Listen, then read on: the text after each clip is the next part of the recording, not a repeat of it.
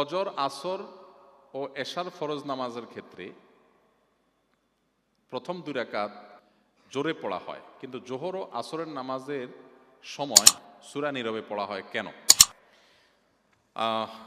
এই প্রশ্নের উত্তর হলো, আল্লাহ রাব্বুল আলামিন কেন আমাদেরকে কোন কাজটি করতে বলেছেন, কেন কোন কাজ নিষেধ করেছেন, সেটার সত্যিকারের উত্তর আল্লাহ তাআলা ভালো জানেন।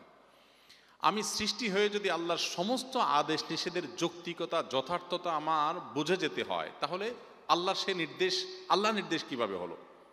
আল্লামা ইকবালের একটা কবিতার অংশ আছে, আমি একাধিকবার বিভিন্ন জায়গায় বলেছি, জু সমঝ মে আ গই ও ফির খুদা কেউ কর হুয়া। যার সমস্ত নির্দেশের যৌক্তিকতা আপনি রপ্ত করে ফেলতে পেরেছেন, ক্যাপচার করে ফেলতে পেরেছেন, তাহলে তিনি আবার আল্লাহ হলেন কিভাবে? আল্লাহ তো সেই মহান সত্তা যে আপনি সৃষ্টি হয়ে আল্লাহর সব আদেশের রহস্য ধরতে পারেন নাই, এটাই তো আল্লাহ আল্লাহ হওয়ার প্রমাণ। যদি আপনি সবকিছু আপনার বিবেক দিয়ে রপ্ত করে ফেলতে পারেন, দেন আপনি বলেন যে আমার বিশ্বাসে আসলে, বুঝে আসলে তারপর আমি মানবো, তাহলে আপনি আল্লাহর গোলাম না, আপনি আপনার বুঝের গোলাম। আপনি একজন সাধারণ কর্মচারী হলে কোথাও সেই প্রতিষ্ঠানের মালিকের অনেক কাজের যৌক্তিকতা, অনেক কাজের রহস্য, অনেক তার যোগ বিয়োগের ফল আপনি জানেন না, কারণ আপনি একজন সাধারণ কর্মী। সেখানে সৃষ্টি হয়ে আপনি স্রষ্টার সমস্ত কাজের তত্ত্ব, রহস্য আপনাকে বুঝে ফেলতে হবে, নট নেসেসারি, না বোঝাটাই বরং স্বাভাবিক। আজ আমাদের মধ্যে একটা ব্যাধি তৈরি হয়েছে যে আমরা অনেক তরুণরা আছি, মনে করে যে আমার লজিকে আসলে আমি মানবো, না হলে মানবো না। আমি বিষয়ে একাধিক উদাহরণ দিয়ে থাকি। ধরুন, আজ থেকে 100 বছর আগের কোনো একজন মানুষ এখন হাজির হয়েছে, শুধু বোঝার স্বার্থে আমরা বলছি যে ধরুন একজন মানুষ 100 বছর আগে পৃথিবীতে ছিলেন, তিনি হঠাৎ এখন হাজির হয়েছেন, কোনোভাবে হাজির হলেন। এই ব্যক্তিকে যদি বোঝানো হয় যে ওয়ালে থাকা একটা সুইচ টিপ দিলে ফ্যান ঘুরবে, লাইট জ্বলবে, বিদ্যুৎ আবিষ্কার হওয়ার আগের মানুষকে যদি এই কথা বলা হয়, তার কাছে এই কথা, এটা কি যৌক্তিক মনে হবে না অযৌক্তিক মনে হবে? আসলে কি সেটা অযৌক্তিক? কিন্তু তার কাছে অযৌক্তিক মনে হচ্ছে কেন? কারণ তিনি এই বিদ্যুতের টেকনোলজি সম্পর্কে ধারণা রাখেন না। তো 100 বছরের গ্যাপ হওয়ার কারণে বা 200 বছরের গ্যাপ হওয়ার কারণে তিনি একটা টেকনোলজি সম্পর্কে ধারণা না থাকার কারণে তার কাছে এটা অযৌক্তিক মনে হচ্ছে। ঠিক একইভাবে আপনি সৃষ্টি হয়ে স্রষ্টার কোনো টেকনোলজি, স্রষ্টার কোনো কাজের রহস্য আপনার বুঝে আসছে না, আপনি বলছেন না, তাহলে আমি এটা কেন মানব? বিষয়টা অনেকটা এরকম।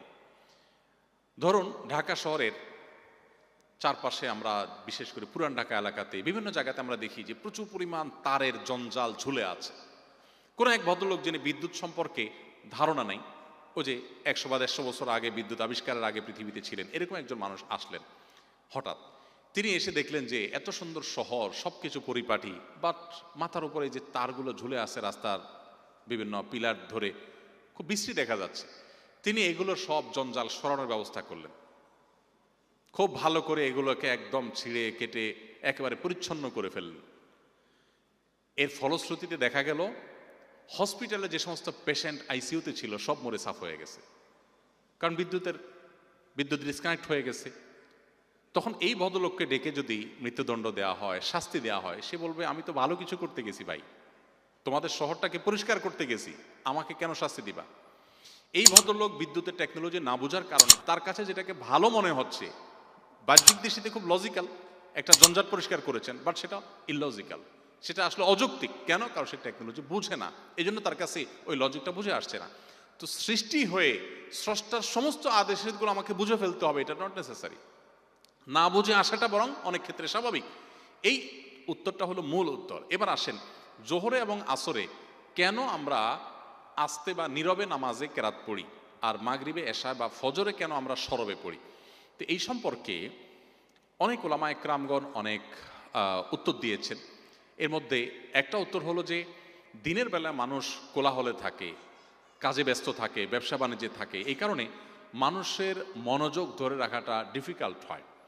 সেজন্য দিনের বেলায় মনে মনে সূরা কেরাত পড়ার নির্দেশ আল্লাহ তাআলা করেছেন, যাতে করে মানুষ তার মনোযোগকে ধরে রাখতে পারে। এবং নীরবে যে কোনো কিছু পাঠ করলে তুলনামূলকভাবে মনোসংযোগ ধরে রাখা সহজ। আর রাতের বেলা যেহেতু কোলাহল মুক্ত পরিবেশ থাকে, কোলাহল মুক্ত পরিবেশে সে মন খুলে উচ্চ আওয়াজে বা সরবে যখন কোরআন কারীমের তেলাওয়াত করে, সূরা কেরাত পড়ে, নামাজ পড়ে, তখন সেটা তার জন্য তুলনামূলকভাবে সহজ হয়, পরিবেশটা তার জন্য অনুকূল থাকে দিনের পরিবেশের তুলনায়। কোলাহলের পরিবেশে মনে মনে যখন তিনি মুখে যখন নীরবে যখন তিনি সূরা কেরাত পাঠ করেন, তখন তার মনোযোগটা ধরে রাখাটা তুলনামূলকভাবে সহজ হয়।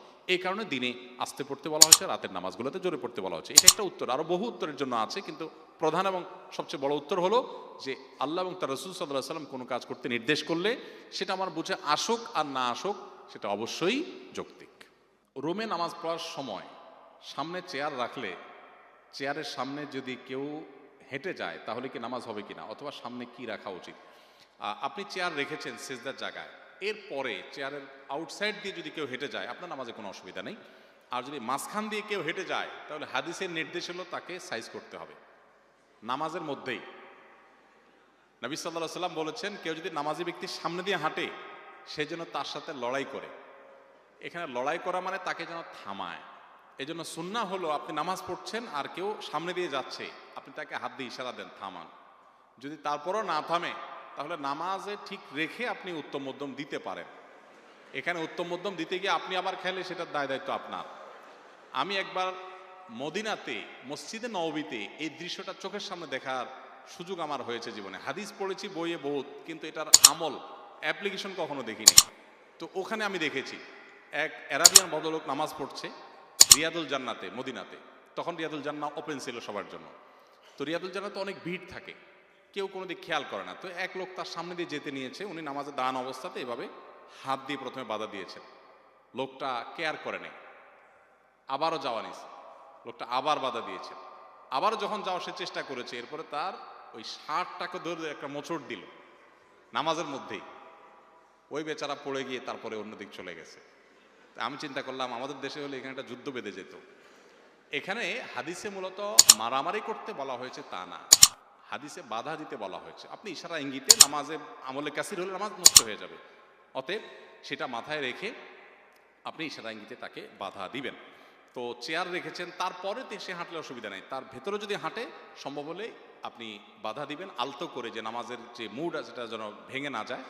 আর যদি আপনি সেটা বাধা দিতে না পারেন তাহলে আপনার নামাজ হয়ে যাবে, কিন্তু যিনি হেঁটেছেন তিনি গুনাহগার হবেন।